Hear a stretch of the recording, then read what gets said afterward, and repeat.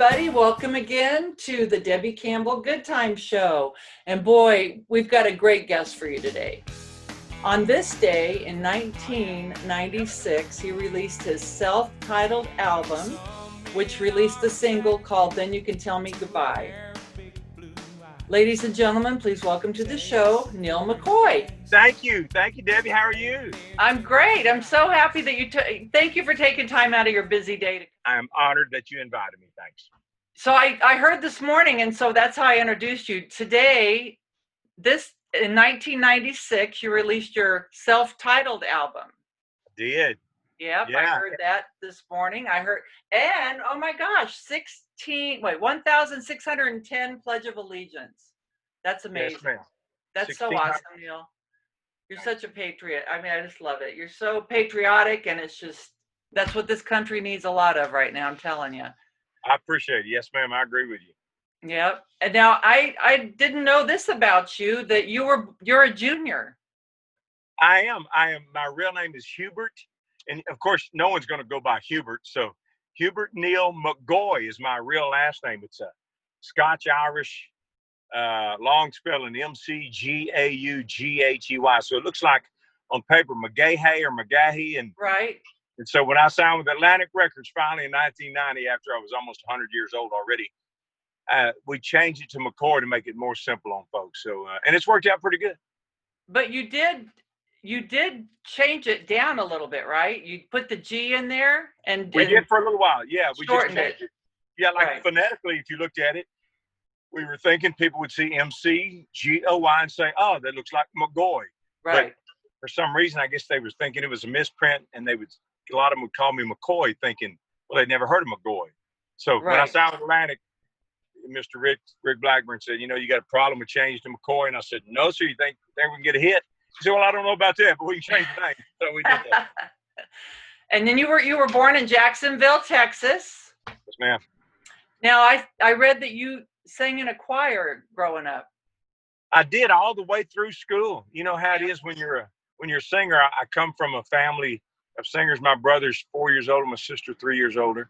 And they ended up being band people. I didn't. I ended up being in choir. So I was in choir all the way from elementary school through junior high to high school and even into junior college. That is, I had a little scholarship to help me get into junior college by singing in a select choir and a little quartet, gospel quartet. Right. But then you started a band, and I was kind of shocked. It was an R&B band. I did. And they had an R&B band put together after I had gotten out of junior college and moved to Longview, Texas, where I live now.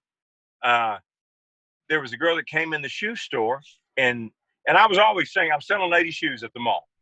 And so I was always singing, waiting on people. I was just singing. And I was going to say I was checking her out, but I wasn't checking her out. I was actually physically checking her out at the checkout stand. I was selling her shoes. And she said, oh, you sound like you sing pretty good. Are you singing around here? And I said, no, ma'am, not yet. I'm just, I'm looking. She said, well, my husband has a band. Would you be interested in trying to be the lead singer? And I said, yeah, sure. Why not? So she told me where to go. I go over there, and it is an all black band. So I just laid in the sun a little bit more and worked my way in there and ended up becoming the lead singer of an R&B band. What kind of songs were you singing? We were doing a lot of Kool and the Gang, Whispers, Earth, Wind and Fire, a lot of that kind of stuff. Yeah, did you do any stylistics or shy lights or any of?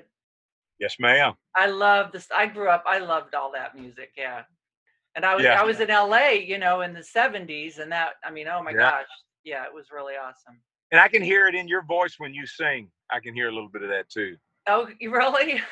Yeah. Yeah, I got a little soul in there, Yeah. But you know what? Oh my gosh, Neal, 5 #1 singles. Yes, ma'am. Wow, and 6 million records, 15 career albums. I mean, 1 gold album, 3 platinum. You're just a 2-time Entertainer of the Year. It just goes on and on. And this is in the course of how many years? Golly, well, from a recording standpoint, 34 probably. Yeah. So I've been around a long time, but I'm blessed that I learned a long time ago, Debbie, in my 30s, But I didn't have my first hit till I was almost 35. So I learned shortly after I had my first hit that if I plan on, I actually was grown up enough to think of the future. And I thought, well, Right. if I'm gonna be around at now almost 62, that and I still want to be able to sing good and perform good, I've got to start thinking of the things to do now, and that is to Right. get rest, not party, not get into the alcohol and all that kind of stuff. So Right. it's allowed me to stick around and be a force. I know. My husband and I were just talking about that last night. He's like, we ain't got a lot of years left. I mean, hopefully we got quite a few, but we got to take care of ourselves. Yes, ma'am. Eat better, which we eat pretty good anyway now. But I want to know what this what's a ACM Home Depot Humanitarian Award? Now that's obviously the Academy of Country Music, but is Home Depot teamed up with them for that particular Yes, award? ma'am. Okay. They were the the sponsor that year of the humanitarian award. Mm-hmm. So that's where, so of course how it works, Debbie. I'm preaching to the choir, no, but so the sponsors are going to get their names thrown in there somewhere. Right. So Right. so instead of just giving me the Academy of Country Music humanitarian award, they turned it into the Academy of Music's Home Depot humanitarian. Oh, right. They gotta. They're paying for their name. That's exactly right. Exactly they're right. getting a plug. Yeah. One of my favorite things that I read about you is that you've done 15 USO tours. Yes, ma'am. That is just something that I just think would be amazing. Amazing. It is absolutely amazing. I did my first one in 2001 with Wayne Newton. Oh, nice. What yeah, a great guy. He's a nice guy. Oh, he's a fantastic guy. And every USO tour, with the exception of one I've been on, have been with Wayne. Wow. We've taken numerous different comedians, from Drew Carey to Rob Snyder to Paul. What's that guy's name? Paul Rodriguez. Paul Rodriguez. Oh, right. And, yeah. And affiliation of the Dallas Cowboys cheerleaders just about every time, because you always got to have something for the guys to look at. They could care less really about Wayne and I. We make fun of that and say, Wayne, funny. we could just stay on the bus, and as long as the cheerleaders get off exactly. the bus. Okay. Right, exactly. That's funny. Yeah, Tony invited me to come. Tony Orlando. He invited me to come to Branson in November to do the veterans show with them. Yeah. So I'm excited. I mean, that's the closest I'm going to get to a USO show, but still, that warms my heart. It is. You'll love it, because that'll be during Veterans Day week, and they celebrate, boy. And I don't know if you've been to Branson much at all, but we may be there also when you're there. No, Les said, I talked to Les, and Les said you guys are like a week later. Did you not know I used to live in Branson? I guess I didn't, Debbie. Yeah, I lived there for 5 years when Dad had his theater. Sure, that makes sense. Yeah, because I was flying still. I'm a flight attendant still, and I was flying. So if we sang for 3 weeks at Dad's theater, and then I had to fly my hours to get those in, for my other job, I'd never see my family. So we just all moved to Branson and made it work like that. I love Branson. I just think it's awesome. Yes, ma'am. Not too many theaters left, though, are there? What's happened, Debbie, is they haven't been able to make it. So a lot of them have turned into churches. Right, which is great. But that's right. So, but the names left. Like, I know. When Glenn and Mel and Charlie Pride and all those people, so many names were there. Yeah. And Mickey Gilley. And now, is Mickey's Theater still there? I don't even know, because I haven't been there in a while. It is still there. I don't know that it's the Mickey Gilley Theater. He's been trying to sell it forever. But I think he still performs there a little bit, but not much. Right. So tell me about you as the MC for the Blake Shelton 10 Times Crazier tour. Yeah, that was quite an honor. That was in 2014. Blake and I have known each other a long time. Of course, in 2014, I'm already 56 years old and hadn't had a hit in a little bit. And Blake calls me out of the blue on I don't know, September, October. And he said, "What do you think about going on the road with me next year?" And I said, "You've got to be kidding. What on earth for?" And he said, "Well, we've been friends, but I'm not in of course, how it works too. He's with a major record label, big management company, and it's hard for any of those people to see. Even though I'm a friend of Blake's, it's still he probably still had to talk them into letting me go out because, Wow. but he did, and we hosted that tour, and it was just fantastic. My band and I would come out, we'd set up, we'd do about 15, 20 minutes. We'd clear our stuff, very acoustic kind of stuff, clear it off so Dan and Shay, who are now doing very well, Yeah, love would his, come on. love their voice, but Oh, yeah, yeah, they're terrific. And then we do the same thing to where Band Perry could come up, and then we do the same thing and go up and sing. So we had about 3 different sets before Blake came on. So it just worked good. And there was never a dead time. There was never, as soon as one band would stop, we would start playing. So there was never dead time. So it worked good. And I just talk and, talk smack. Right. And you're just the entertainer that you always are. I always tell everybody, I think you're one of the best entertainers out there. I mean, you really put on a great show. You're just thank you. We want very high energy, and a lot of fun. Yeah, one of my favorite memories though is when you came. We were playing a festival somewhere. I think it was in the Midwest, and you came over to Dad's trailer and you guys just sat there talking and visiting while you signed autograph hats for the venue. That's one of my favorite memories. We've got that picture. I put it up as nice. a throwback picture maybe a month ago. Oh, wow. Yeah, that's one of my favorite memories. In fact, it was funny because I was reading that you had signed Daryl Worley to your that's right, record label. And I think he was playing at that festival that time. I think he was. Yeah, isn't he like I in my mind I know what he looks like, but is he real tall? He's real tall. Yeah. He's probably 6'5", 6'6", and a great country singer, great country writer and singer. Yeah, so that's what I remember. So you guys aren't touring right now, huh? Nobody is. I know. Yeah. Wow. It's terrible, Debbie. God, I know it. But you've got a headliner coming up soon, don't you? A festival? We do. Well, so many festivals are just now starting to cancel on us now. Oh, wow. Yeah, that's the saddest part. We've probably in the last week, I bet we've canceled 6 or 7 festivals. Oh, I say we canceled. We didn't cancel. They just, it's such a big risk for them to take of getting all those people together, and maybe having 1 or 2 people claim they got the COVID there and launched the lawsuits, and so to avoid it, they're just staying away from them. I wonder what all these protesters are going to do if they get COVID. Who are they going to sue? Themselves for being idiots. I didn't say that out loud. I want to talk about Charley Pride for a minute. Yeah. Love him. And you recorded 2013, you recorded, you made a whole CD or an album of all Charley Pride songs? I did. He's the guy that got me started in 1981. I'll make it really quick. 1981, I'd entered a contest in Dallas, Texas, about 100 miles from where I live here in Longview, Texas.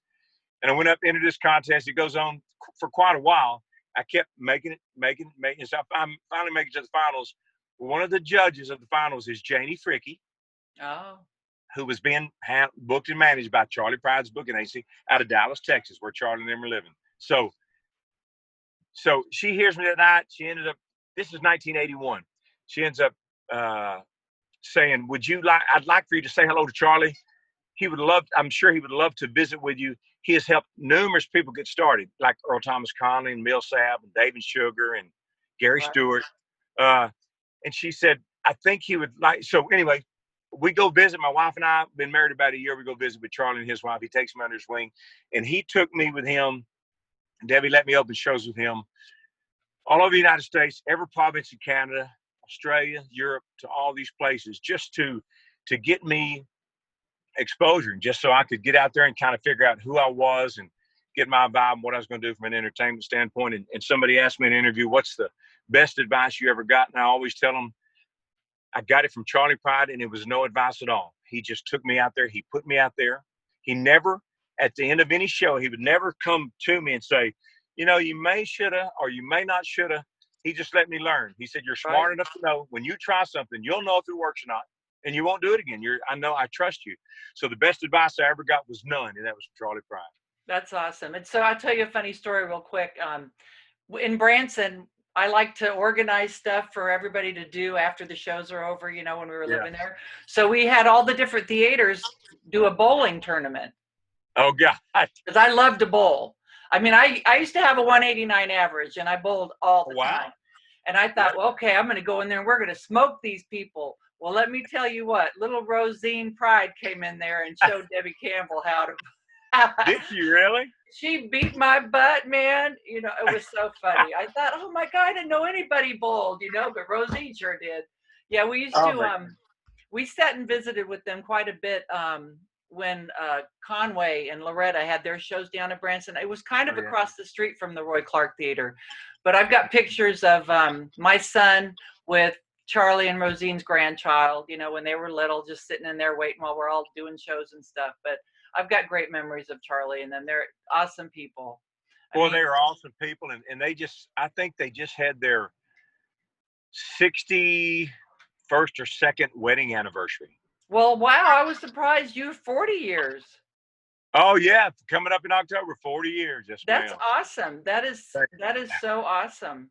I appreciate it. Yeah, and now you've also been inducted into the Texas Country Music Hall of Fame. Yes, ma'am. That's awesome, Neal. You're lit. Oh, I got to tell you, I bought this. I thought it was your autobiography, but it's not. Yeah, no, it's not. But I bought it. But the stories in it are so amazing. I've read two.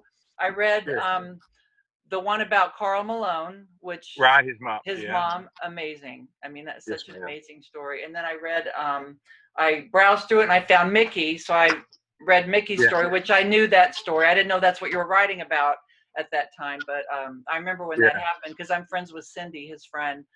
She was a flight attendant also, so her and I have stuff in common. But you know, those stories. So anybody watching, get this book, Amazing Heroes. You want to do that, and it's funny, the Mickey Gilley story. I just did a show in March. I think it was March 15th in Fairy Day. Oh yeah, Louisiana boy, that's where it's at. Delta Museum, right there, right before all this stuff happened. So, and then we went to the museum over there and saw Mickey and Jimmy and Jerry. Yeah, pretty cool little. Because that's where he's from, Fairy Day. Oh yeah, right? Yeah, that's quite a story in itself with those three guys. Oh my God. I know it. I mean, all amazing talents. Yeah. Yeah, all done well. Yep. So now you do a live stream every Friday, which that'll be tomorrow night, right? Yes, ma'am. Yes, and ma'am. This is what, 16? No, it's going to be our 12th. Our 12th. I do it every Friday night, so this is going to be our 12th week in a row, 12th Friday night in a row, and I just call it Karaoke Kicking Corona Concert 2020 because I just sit in my truck, the truck I'm in right now. This right. I wanted you to see me on stage, so this is where I do it. But I thought you did it from the back of your truck. No, ma'am, I do it right up here so I can hear my tracks when I play. Yeah. Now I heard you did it from the back of your truck, so I'm in my head thinking, here's Neal. He's got his microphone on the back of the truck. I'm sitting here where the air conditioner is, girl. It's hot. That's funny. That's true. What's the temperature there? I got to about 93 today in Longview, Texas. So. It's 110, I think, here right now in Phoenix. Oh. Yeah, y'all are that's unseasonably hot for y'all already. Yeah. Now, do you have a swimming pool on your ranch? Yes, ma'am. Oh, not on the ranch. At our home we do, but not at the ranch. Okay. So you don't live at the ranch? No, ma'am. We just have a living quarters. Okay. That we go out and just goof off. Do you have a lot of cattle, horses? I think there's about 15 horses and probably 20 cows. Okay. A lot. Enough. Yeah. Is that where you get your meat from and everything? I don't eat them. My wife won't let me. Does she have names for all of them? No, we're smart enough not to do that, but she still won't let me go butcher them. Now, what's this show you have on your? How many Facebook pages you have? Golly, girl. That you'd actively go on. Actively go on a lot, probably just two. My Just Talking page, which is a subscription page. Okay. Where I come live every afternoon with folks, and then the page that I'm on right now, I call it my pledge page because this is where I say the Pledge of Allegiance. Right. Okay. So I was wondering what the Just Talking. So that's a subscribed that your fans subscribe to go on with you. Yes, ma'am. And you don't sing, or you're just visiting, talking. I'm visiting, so I'm singing, yeah, just shucking and jiving, you know, but I do it every day. So Wow. between the Pledge of Allegiance, where I try and give them history stuff every morning and call out shout outs, read their names out, and the Just Talking thing, I spend about 3 hours every day concentrating on social media. Well, It's a those are lot. your fans out there. They can't come and hear you sing right now, so it's awesome that you're, keeping everything going. Yes, ma'am. Yeah, Yeah. it's part of the hustle. Now, your main thing that is your love is the East Texas Angel Network. Yes, ma'am. That's the foundation. I appreciate you mentioning that. It's a foundation my wife and I started. Now coming up on our 26th year to help children and their families with life-threatening, life-serious, or life-challenging illnesses, to help the children and their families pay for some of their expenses. And we just celebrated our 25th year. And in that time, just right here in our East Texas area, we raised over $10 million. Wow. Yeah. Wow, that's amazing. Thank you. And like 80-something% of it goes to the children and families. So we make sure that the money comes in, goes to work. It's not a bunch of people that are getting paid or making money off of it. Just we Right. make sure that it goes in the right hands. Yeah. So do you have any current music coming up in the near future, that albums? I don't. You know what? And I may invite you to be a guest. I want to record a gospel album. Mm-hmm. My brother is the music director of the church that we grew up in Jacksonville, Texas, and my sister's the pastor now. It's about 3 years ago. So Wow. gospel music runs in our family, and they are both fantastic singers. And I have threatened to, and a lot of people want me to record a gospel album, so I really want to get that done. You would be amazing. It would be amazing. Yeah. I I think you appreciate should. it. I think you should. So you're going to sing for us today? I can. Yeah. I mean, I've got my band right here at my fingertip. That is boy, and they're cheap, huh? They are cheap. This has worked so good. I haven't broken the bad news to my real band yet. But we're not using you anymore. Not making any money, so you got to go cheap. Yes, that's exactly right. Yes, ma'am. That's funny. All right, so we're going to let you sing a song. What are you going to sing for us? You know what? Because people, since you're interviewing Neal McCoy, they expect a Neal McCoy song. I'm going to do something off of my passion. Debbie, is songs from the Great American Songbook. I am a Sinatra, Nat King Cole, Dean Martin, Sammy Davis Jr. fan. All the swooners, all the crooners. See, I'm a crooner too. I know you are. I would love cabaret. Yeah. in a little intimate room, Yes, ma'am. Me too. I would live for that. And so a friend of mine in Houston, Texas, Don Sanders, came to me and said, let's do that album. He said, I know it would make your life. You want to do it all your life. So we went to Los Angeles, and a guy that sings that kind of music is named Steve Tyrell. He produced the album, and we tracked it in LA and New York. And it's just songs. And I'm going to sing a song off of that album. Okay. If you don't mind. Now, has it been released? The album is out. Yes, ma'am. It's called You Don't Know Me. Is the name of the album. Okay. But this is a song. It's one of the greatest love songs that most people have never heard. It's called That's All. And so a bunch of people recorded it, but it's called That's All, and it's our version of it. And I'm going to sing it if you don't mind.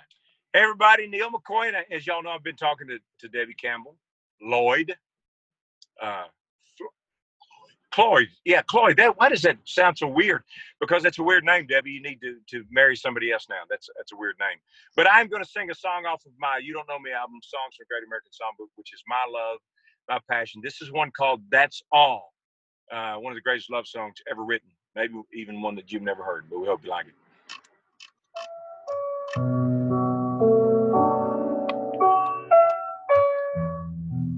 Sounds good already, doesn't it? Without me singing.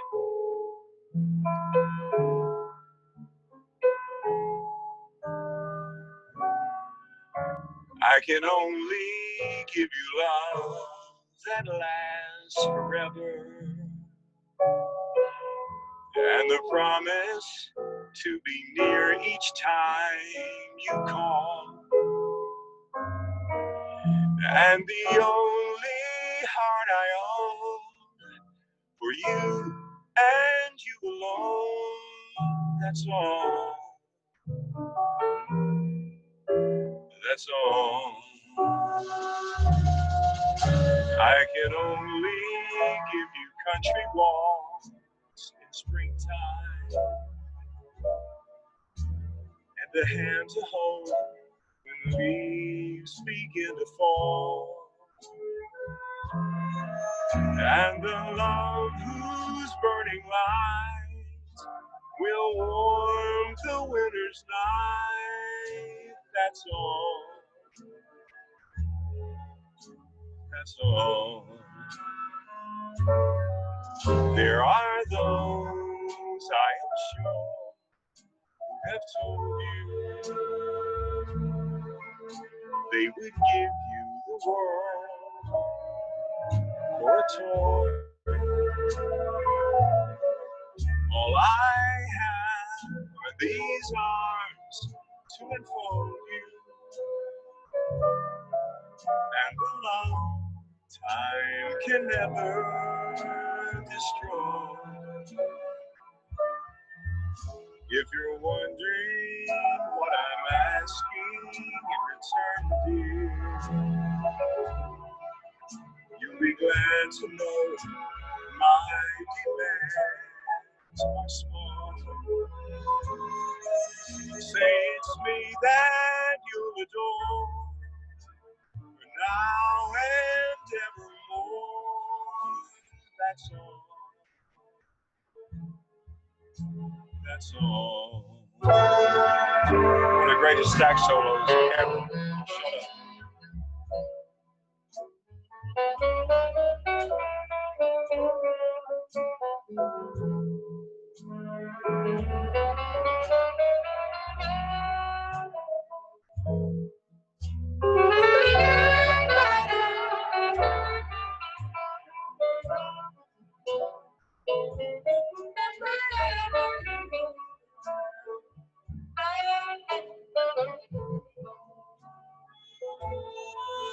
There are those, I'm sure, they've told you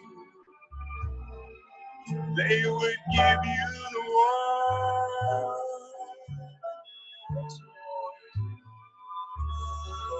All I have are these arms to enfold you, and the love time can never destroy. If you're wondering what I'm asking in return, dear, you'll be glad to know my demands are small. Say it's me that you adore, now and evermore. That's all. That's all.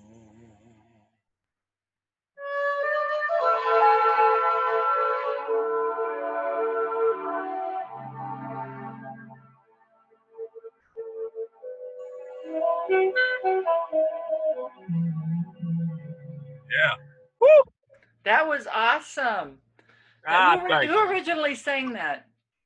Well, you know, Debbie, it's hard to know who started that, because they all sang the same songs. Yeah. You know, it's crazy, but Nat King Cole and Dean Martin and Sinatra and Perry Como, Bing Crosby, sometimes they all sang the same songs because people just loved the songs, and then they fell in love with the artist, and they would go get the song according to the artist that they liked the most. Voice that But Sinatra had a cut on it, but just about everybody. Yeah, Dad that's liked our version of it. Dad liked those songs too, and Andy Williams. Oh my gosh, yeah. Right. Yeah. Well, your dad, because he was such a talented musician, he understood that music. You know, and there are a lot of great players, but not like your dad in that he understood and knew. That's why he was so good when he did his country stuff, because he knew all those big fat passing chords and stuff that a lot of the country players as a rule, don't know.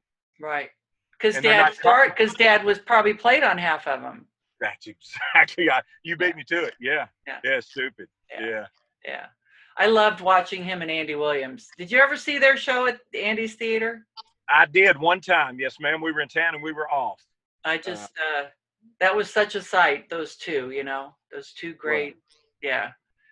Oh my God. Well, you're in that category, Neal.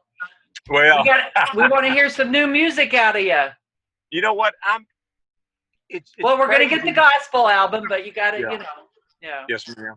The thing is, Debbie, it's when you do that stuff, you're doing it for your fans, and they always want to hear new music. And you know how fans are. Once, I'm sure your dad went through this, but you can work a long time on an album.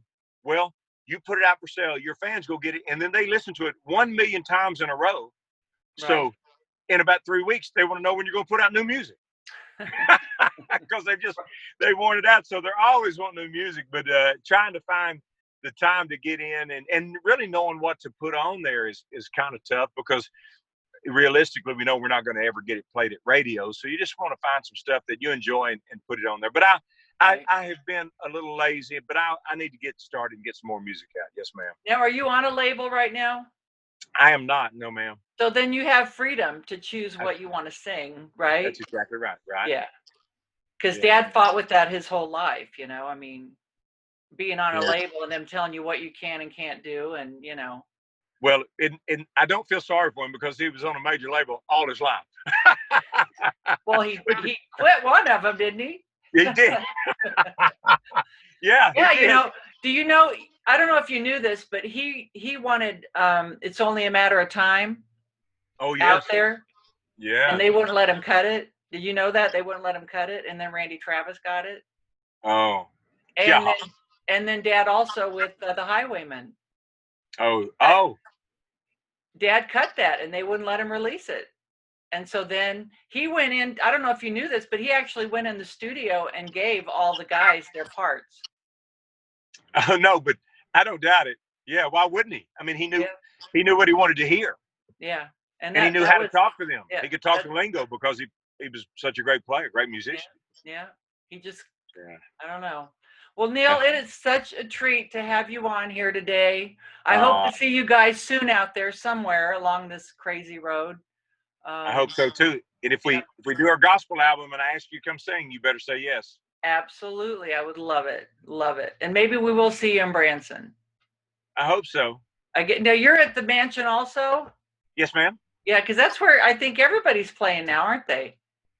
Well, anybody with kind of a name, yes, ma'am. Right. He gets them, and the rest of them, are housing some of the people that folks don't know as well.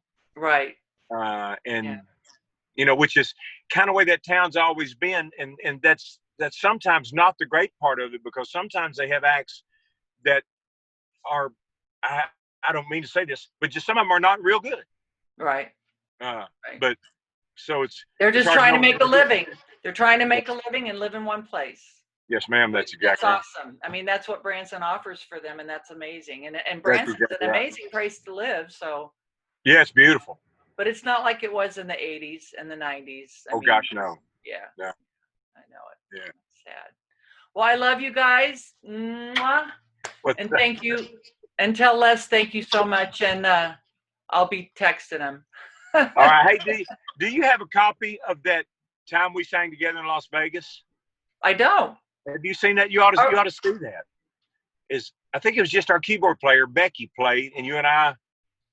You remember what we sang? What we do, Phoenix. Yeah, that's right. It was a whole band by the time we get to Phoenix. Yeah. Yeah. I'd like to see the whole thing from the front, not the side of a stage. Right. Yes, ma'am. Well, we'll have to do it again. I'd love it.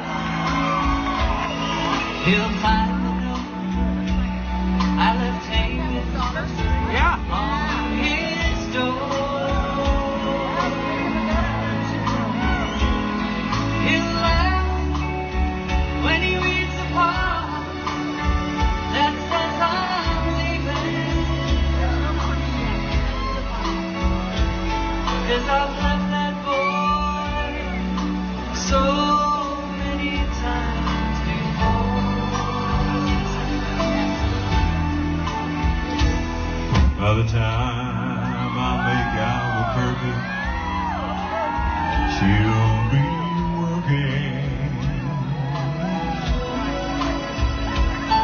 She'll probably stop at lunch just to give me a call. I used to love this song. And she'll just hear that phone keep on ringing off the wall. Yeah, that's all. By the time I make Oklahoma, he'll be sleeping. He'll turn softly and call my name out loud. And he'll cry just to think I really need. Though time and time I try to tell him so. Thank you. Hey, thank you for letting me be part of it. Greg, thank you. Great job, buddy. All right, honey. You Thanks, guys Neil. have a great Appreciate day. Tell it. your wife hi. Thanks, Neil. Tell Melinda Okay. hi. All right, you're welcome. All right, y'all. Thank you so much for joining us today. And my wonderful guest, Neal McCoy, thank you so much. And his wonderful tour manager, Les Martinez. And we'll see you next week at the Debby Campbell Goodtime Show. Y'all have a great week and be kind.